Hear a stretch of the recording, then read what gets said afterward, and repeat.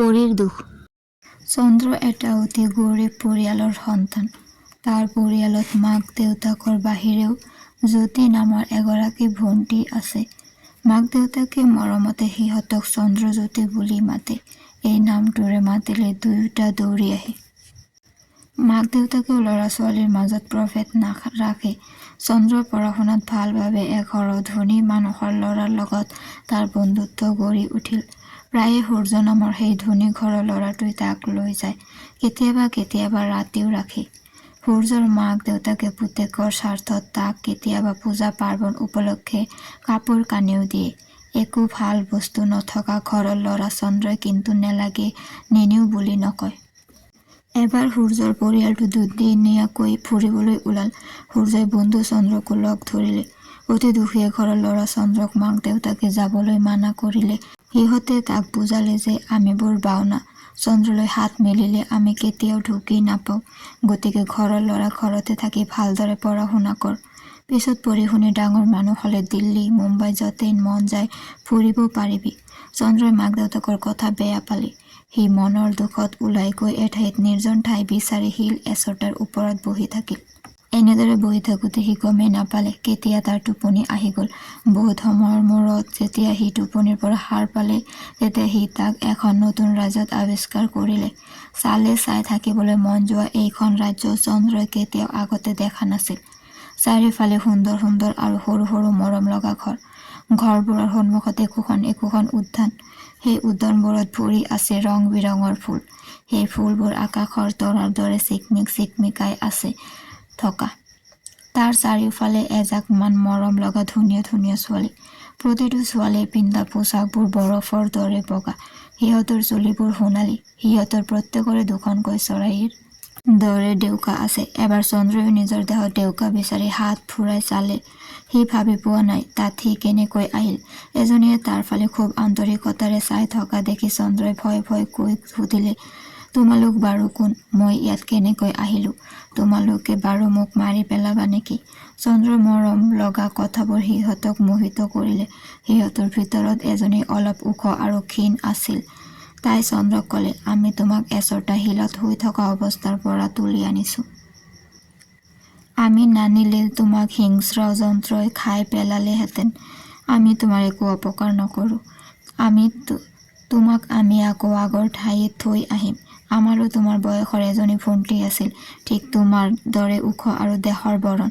একেকৈ ক্ষীণ পৰীজনীয়ে কান্দিবলৈ ধৰিলে। চন্দ্ৰই ক'লে, দেউতাই কৈছিল পৰীবোৰৰহে ডেউকা থাকে আৰু কৈছিল সিহঁত বৰ সুখী। তোমালোক বাৰু পৰী নেকি? ক্ষীণ পৰীজনীয়ে ক'লে, হয়, তুমি ভবাৰ দৰে আমিও পৰীয়েই। আমি কিন্তু বৰ দুখী, কাৰণ আমাৰ সৰু ভনীজনীক এজন দৈত্যই ধৰি লৈ গৈছে।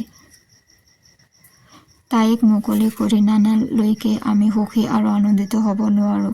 চন্দ্ৰৰ ভাবি আচৰিত লাগিল যে পৰীসকলৰো দুখ থাকিব পাৰে। সি খন্তেকৰ ভিতৰতে এটা ঘৰুৱা পৰিৱেশ সৃষ্টি কৰিলে।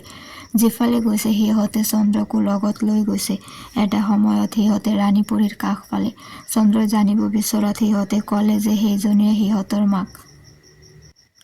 সুন্দৰ হীৰা খটোৱা আসনত ৰাণী পৰী বহি আছে। চন্দ্ৰই ৰাণী পৰীক নমস্কাৰ জনাই নিজৰ পৰিচয় দিলে। ৰাণী পৰীৰ মুখমণ্ডলতো বিষাদৰ ছাঁ। চন্দ্ৰই ৰাণী পৰীক সুধিলে, আপোনাৰ মৰমৰ সৰু পৰীক দৈত্যৰ কবলৰ পৰা আপোনালোকে কিয় মুক্ত কৰি আনিব নোৱাৰে? এটা সৰু ল'ৰাৰ মুখত এনে গহীন কথাত ৰাণী পৰী সচকিত হল। তেওঁ ক'লে, সেইটো আমাৰ বাবে অসম্ভৱ। তাইক দৈত্যই যাদুৰে এটা পুতলাৰ ৰূপত ৰাখিছে। তাইক মাত্ৰ মানৱ শিশুৱেহে উদ্ধাৰ কৰিব পাৰিব। চন্দ্ৰই কেনেকৈ বুলি সুধিলে। ৰাণী পৰীয়ে ক'লে, যদি কোনো মানৱ শিশুই তাইক আমাৰ যাদুদণ্ডৰে স্পৰ্শ কৰি দিয়ে তেতিয়া তাই পুনৰ পুতলা গুচি আগৰ দৰে পৰী হৈ উঠিব। কিন্তু যিজনে দিয়ে তেওঁ আকৌ পুতলাৰ ৰূপ পাব। ৰাণী পৰীৰ কথা শুনি চন্দ্ৰই সেই কাম কৰিবলৈ ইচ্ছা প্ৰকাশ কৰিলে। ৰাণী পৰীয়ে তাক ক'লে, তুমি এখন ঘৰৰ এটাই ল'ৰা। তুমি নহলে তোমাৰ মাক দেউতাকো আমাৰ দৰে অসুখী হ'ব। তেতিয়া চন্দ্ৰই ক'লে, দ্বিতীয় এটা উপায় নাই নেকি বাৰু, যিটোৰ দ্বাৰা সাপো মৰে লাঠিও নাভাঙে? ৰাণী পৰীয়ে এটা সৰু ল'ৰাৰ মুখত ইমান ডাঙৰ ডাঙৰ কথা আশা কৰা নাছিল। তেওঁৰ ল'ৰাজনৰ প্ৰতি বৰ মৰম লাগিল। তেওঁ ভাবিলে, এই মানৱ শিশুটোই যদি আমাৰ মাজৰে এজন হলহেঁতেন।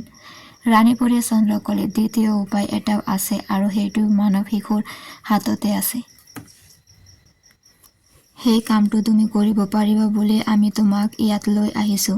উপায়টো শুনিবলৈ চন্দ্ৰ ব্যগ্ৰ হৈ উঠিল। চন্দ্ৰৰ ব্যগ্ৰতা দেখি ৰাণী পৰীয়ে ক'লে, তুমি সূৰ্য উদয় হোৱাৰ আগতে দৈত্যৰ সেই গুহাৰ পৰা এচপৰা মাটি আৰু তাৰ অলপ বস্ত্ৰ আনিব লাগিব।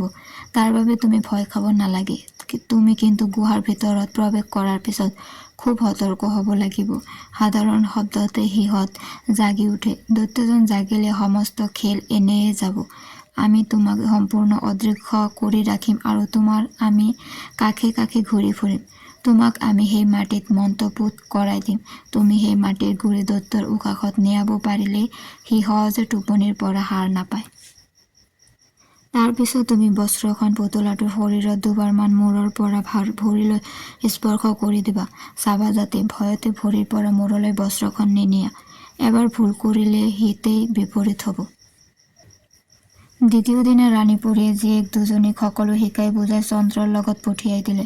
চন্দ্ৰয়ো সিহঁতৰ দৰে উৰিব পৰা ডেউকা আঁৰি ল'লে। সি হাতত সিহঁতৰ দৰে যাদুদণ্ড এডাল লৈ দৈত্যৰ গুহাৰ দিশে গতি কৰিলে।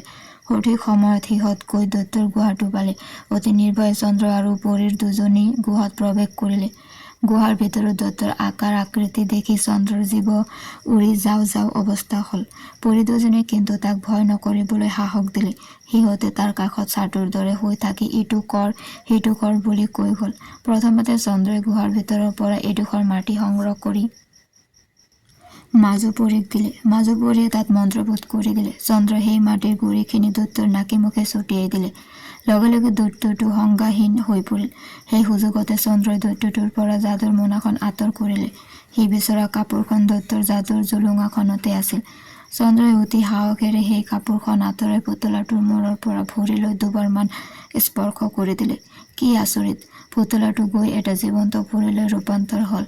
মাজু পৰী, ডাঙৰ পৰী এই দুয়োজনী পৰীয়ে সৰু পৰীক কাষতে পাই নাচিবলৈ ধৰিলে।